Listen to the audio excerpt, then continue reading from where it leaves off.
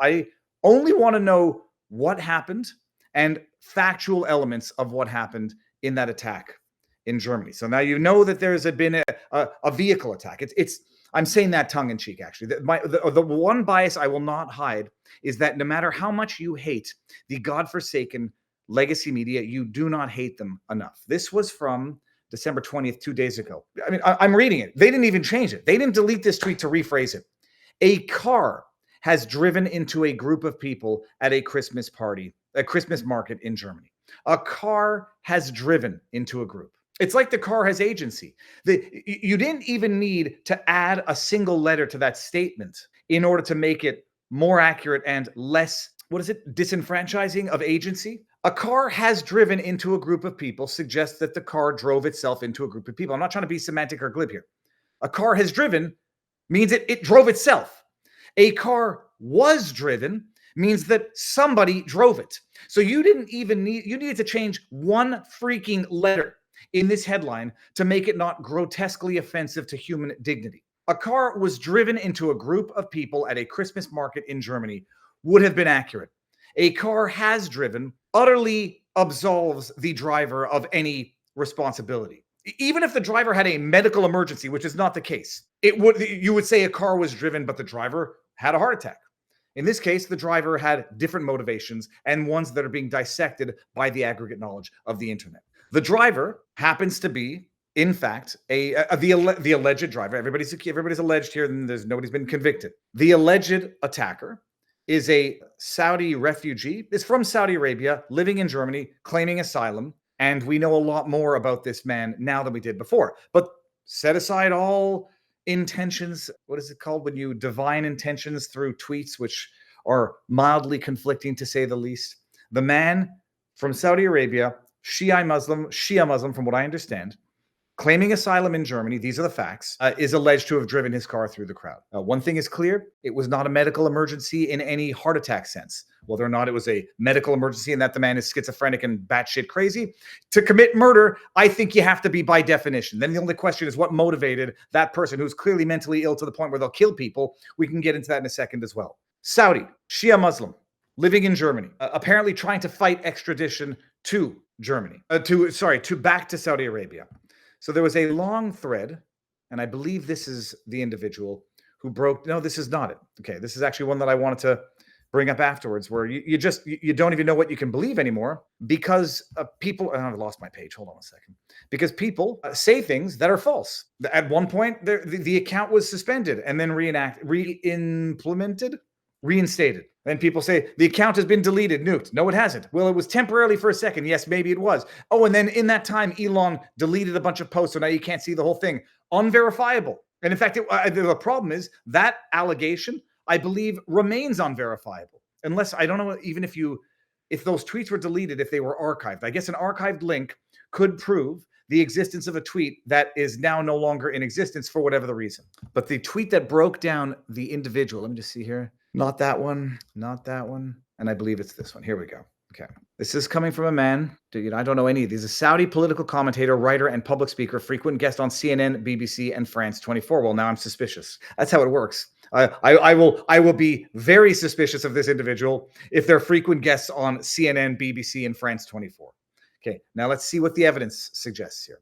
A thread, 1 to 10. Raw facts you won't hear from the German media echo chambers about the latest horrendous terror attack in Germany, Magdeburg. And then we got here, early 2006, Taleb Abdul Mohsen flees Saudi Arabia after being accused of rape and implications in serious crimes. These, I believe, are known facts. Now, do I have to do it this way? Okay, so hold on. Doesn't let me do down the thread in incognito. So let me just get this in here. Okay, here we go. I need a caffeinated beverage immediately. Number 2, Saudi Arabia formally requested his extradition, but Germany denies the request, citing human rights concerns despite clear evidence of criminal activities. So this is going to be the important one, I think, when attempting to interpret what is basically if you haven't seen the movie Seven, it's like the serial killer in Seven's diary. Try to decipher the diary. It's going through this guy's Twitter feed. Apparently, there was an extradition request for this man back to Saudi Arabia, where I suspect he knows what he might have faced, which might explain some of the public tweets he was making in his Twitter feed. But there's another explanation, which we'll get to in a second, which is another woman who's explaining a concept I'm familiar with. I'm not a religious expert by any means, but called Taqiyya, the right to mislead or deceive in furtherance of religious objectives. We'll get there in a second. Bottom line, extradition requested. This guy obviously doesn't want to go back to Saudi Arabia. What's the best way not to go back to Saudi Arabia? Be critical of Islam. Pretend to be an atheist asylum seeker. Maybe a pros Israel one.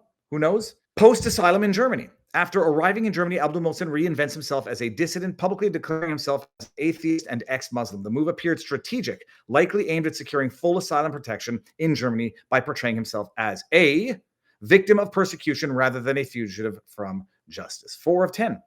Abdul Mohsen begins working in a government hospital in Germany as a psychiatrist. Shockingly, while holding this position, he's publicly active in criminal activities, including human trafficking, smuggling young girls. I'd like to see some of the evidence for this.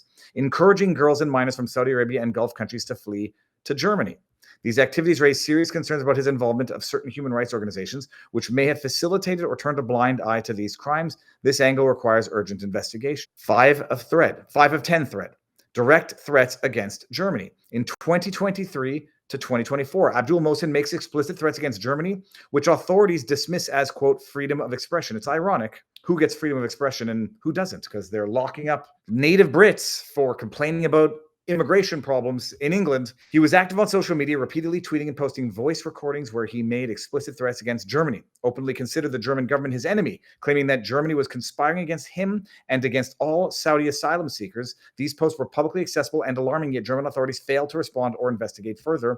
And here we actually have some of this. The paranoid claims and repeated threats were clear indicators of a dangerous mindset, yet they were ignored by authorities despite being warned by many ex-users who tagged the German police in case they were not doing their job. Let's just see an example. Third, the thing I can hardly believe is Germany's recklessness in imagining that committing a series of crimes against the Saudi opposition will pass without accountability. They think that even if Talib al-Abdus remains out of prison, he will not bring justice. They will live in their delusions due to lack of... You could read these. This is straight out of the movie 7. You can read that. Okay, we're gonna get this out of here. 6 of 10, ignored warnings from a Saudi girl. In 2023, a Saudi girl reported his terror threats to the German police via their official X account. She sent multiple messages warning that Abdul Mohsen repeatedly and publicly threatened to run over Germans and kill them through his social media accounts. Despite these clear and repeated warnings, the Berlin police and German authorities ignored her messages and failed to act. This negligence directly contributed to the tragedy that followed. On December 10, we saw what he did. Shameful German media coverage. German media's coverage of this tragedy has been shallow and misleading. Most headlines simply refer to him as a Saudi citizen, ignoring his criminal past, threats, and motives. No mention of him as a Saudi fugitive, dissident, anti-Islam criminal, etc. It was perhaps to cover up the authorities' astonishing failure. They didn't even call him a terrorist. Well, they just said the car even drove. They didn't even see that he drove the car. The car drove itself. No context was provided about his background and ignored warnings. The focus on his original nationality rather than his criminal history and explicit threats is a disservice to public understanding. 9 of 10. Why was an extradition request by Saudi Arabia denied by the Germany despite clear risks? Why were the public threats of violence ignored? Why did the media fail to inform about his background, motives, manipulation, etc., etc.? Why were the warnings from concerned individuals ignored? And 10 of 10, below is a clip by the BBC glorifying the same terrorist. Don't be surprised. It's happened over and over again and may never stop until the West wakes up and takes decisive action to put an end to terrorism. I want to see what this is. I'm from Saudi Arabia. I'm an activist. I created a website to help people seeking asylum, especially from Saudi Arabia and the Gulf region. He's an ex-Muslim. He lives in Germany where he sought asylum after his life was threatened back in Saudi Arabia. His website has helped hundreds of ex-Muslims flee the Gulf, where apostasy can be punished with a prison sentence or death. So if you're trying to avoid being extradited back to Saudi Arabia, where you would face death, what's the best way to do it? They won't extradite you if they know that you're going to face death or torturous punishment if they allow you to be extradited. So what's the best way to do it? If we're playing a game of divining intentions. Yeah, I use basically WhatsApp, Twitter, Telegram. If I have time, I spend, totally helping Saudi asylum seekers between 10 to 16 hours a day, if I have time. The only Arab country from which I did not have an ex-Muslim seeking help until now from me is Oman. 90% of people who approach me, women. Okay, that's a pretty exhaustive thread. as to who he is. So, and then you don't even know what to believe. Is he an actual ex-Muslim? Is he pretending to be an ex-Muslim so that he can avoid extradition requests, so that Germany will not extradite him back to a country where being an ex-Muslim apostate is punishable by death? You take your guess, but those are the facts at the very least for now. Now, we want to divine intentions. There was another very interesting analysis, and I'll play it out. It's a little long, but it's, I say super viral is not the metric of success, but sometimes it is a metric of accuracy and value-added information to the conversation. This is, let me just see who this is again here. Sorry, let me see here. How do I get out of here? Escape? Yeah, this is from Maral Salmasi, who is politically incorrect Iranian German entrepreneur and producer, who put out a very thorough analysis. Despite claims made by the German press, Talib al-Madalis is not an ex-Muslim atheist, nor is he a fan of the AFD or Elon Musk. While he may have spread this misinformation himself, it aligns with the practice of Taqiyya, an Islamic doctrine that permits lying and deception to advance Islamic objectives. I'm playing this. No, I presume when people say you can lie in order to further religious objectives, it means like if they're coming asking for Anne Frank, can you lie? That's what I presume it means. And I'm playing this, for right or for wrong, judgment free. In reality, he is a radical Shia Muslim, as evidenced by his name and numerous tweets and chat leaks circulating on Arabic-speaking platforms like X. Disturbingly, his plans to carry out mass killing of Germans were brought to the attention of German authorities by a Saudi woman. Tragically, the police ignored her warning. The links are added in the description. But let's hear what Marala says here. I want to address the misinformation spreading about Talib al-Abdul Mohsen, the terrorist behind the Christmas market attack in Magdeburg, Germany. Contrary to some claims, he was neither an atheist nor an ex-Muslim. Talib falsely portrayed himself as an atheist ex-Muslim and victim of the Saudi regime, while simultaneously accusing the German government of prosecuting female Saudi asylum seekers and promoting an agenda to Islamize Europe. His identity as a radical Shia Muslim is evident, even from his name, which explains his hostility towards Saudi Arabia and his wicked jihadi agenda. Leaked tweets and chat screenshots now circulating on X reveal his connection to radical Islamist networks, including accounts linked to ISIS. And ex-Muslim organizations and activists on X have also reported receiving direct threats from Talib. Ask yourself, why would an atheist threaten ex-Muslims? It doesn't make sense. This is a classic example of Taqiyya, an Islamic practice that allows Muslims to lie and deceive to advance Islamic goals or agendas.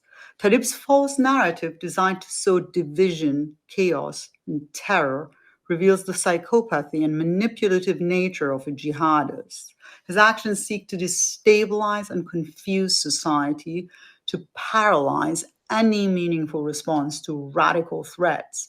By portraying himself as a victim of Sunni Saudi Arabia, who he, from his radical Shia perspective, considers fake Muslims, he furthers both his jihadist goals and his sectarian battle. Individuals like Talib have no loyalty to earthly life.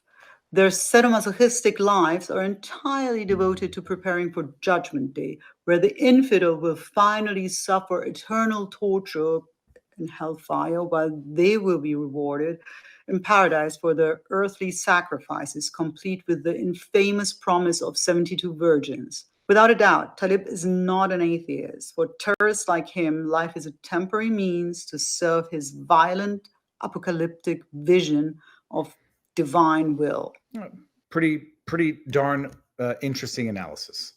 And I'll share it with everybody so that you can read it at your leisure, listen to it at your leisure, share it at your leisure. Link. All right, now, let me just put this down here a little bit like that. As I sit down on this couch, my ass pressure is actually causing it to sink. So that's an analysis. Now, I'm not just open to all evidence. I overtly seek it because I want to make sure that I don't have a blind spot either. And the theory, by the way, like I admit I have my bias, and I think it's absolutely insanely idiotic to say that this man was an AfD, Alternative for Deutschland supporter, and an Elon Musk supporter. The caveat that he might be an Elon Musk supporter is a little bit easier to rationalize, because even people who want to commit acts of mass murder don't like censorship. And so the fact that he doesn't like censorship It might be because he wants to more easily facilitate his acts of mass murder and spread his ideology without being censored. So, the idea that, he likes Elon Musk, that's tantamount to saying he wants free speech, which is something that I presume even the most murderous of murderers want. To say that he's a far-right Alternative for Deutschland, which is the AfD, Christine Anderson's party, it's laughably stupid, and it's actually offensively demeaning to the victims, among others. Why? Now, some people are going to say he was far right, and the reason why he attacked Christians as a Muslim Saudi man, the reason why he attacked Christians at a market was to promote Islamophobic sentiment to hurt Muslims. I mean, this was a Norm Macdonald joke once upon a time, but that is the logic. That's the rationale, because there's no other rationale that makes sense as to why. There is another one, which I'll get to, the Jews. Why would a Saudi Muslim man, even if he's an ex-Muslim atheist, so-called, if he's an Alternative for Deutschland supporter, why would he kill German Christians at a Christmas market at Christmas? It doesn't make sense unless you twist your head into these mental gymnastics and say he's doing it to stoke anti-Islamic, Islamophobic sentiment in Germany to the AfD's content. That is, I mean, I don't know how you respond to something like that, except to say that if that's what he's trying to do, and your rationale is it's sort of like a double fakie, that he's doing it to make Muslims look bad. Well, if he's doing it and it actually makes the AfD look bad, then even by that own twisted, morbid logic, what he's doing will not help the AfD anyhow, even if he were in fact an AfD supporter, a sick in the head, mentally unwell individual who thought that it would help the AfD to stoke anti-Islamic sentiment in Europe by killing Christians at a Christian market. So by the premises of its own delusional, irrational justification, it doesn't make sense, because if it's true that he is in fact an AfD supporter, it's only going to make the AfD look bad and not actually stoke anti-Islamic sentiment. So it doesn't make sense on its own face. The other rationale is that he's a Jew or a Jewish supporter. And I'm not saying you can make fun and laugh at the ideas, but then the problem is people actually still have them. And so laughing at them is not going to prove anybody wrong who believes them, or B, respond to the, as outlandish as it might be, the accusation. So I'm bringing up a tweet from Based and Biased, and it's not out of, I'm not trying to put him on blast. I'm not trying to put him on blast at all. I follow him, and he's value added to the conversation. I said, what's the best evidence that this guy was supporting Jews or Israel? And the best evidence are the tweets of a madman. So I said, I think this is all about. And here's a tweet where in his profile, I don't know what the date is, but I'm just going to presume that it's relatively recent. A series of tweets explaining why I wrote in my bio that I love Israel. And then another one that says, the religion of God is Judaism. What's amazing on the one hand is that these could be outright trolls. Like this could be parody. It could be an outright troll, or it just could be the tweets of an absolutely insane, will be murderer, alleged murderer. Or it could be exactly what Salam said, Taqiyya, which is putting out these tweets. If you're trying to seek asylum and you're trying to ensure that you don't get extradited to a country where they allegedly execute apostates, that this is how you do it. You can't send me back to Saudi Arabia. I just said I love Israel and Judaism. They're going to kill me. So between those three possibilities, you pick the most likely one, and it's probably the most obvious one, that a man who will then later on go to kill Christians at a Christmas market, he didn't do it because of a genuine love for Jewish God or Jewish belief, because in as much as you can criticize Israel for a lot of things, and I don't know, Jews for whatever you want, the proportion of Israeli or Jewish terrorist attacks on Christians, there have been certainly some attacks, and typically I know of them. They're back in the day more related to the Middle East conflict and encampments. I'm not saying that they don't exist, full stop. When you go and you measure the proportion, Jewish terrorist attacks on Christians, even if you believe that this guy was legit in these sentiments, they're not all that frequent. The most likely, if a dude does not want to get extradited back to Saudi Arabia to face punishment for his crimes, what better way than to say, I'm an ex-Muslim who supports Jews. I profess that the Jewish God is the God. I love Israel. And now Germany, if you send me back to Saudi Arabia, they're obviously going to kill me.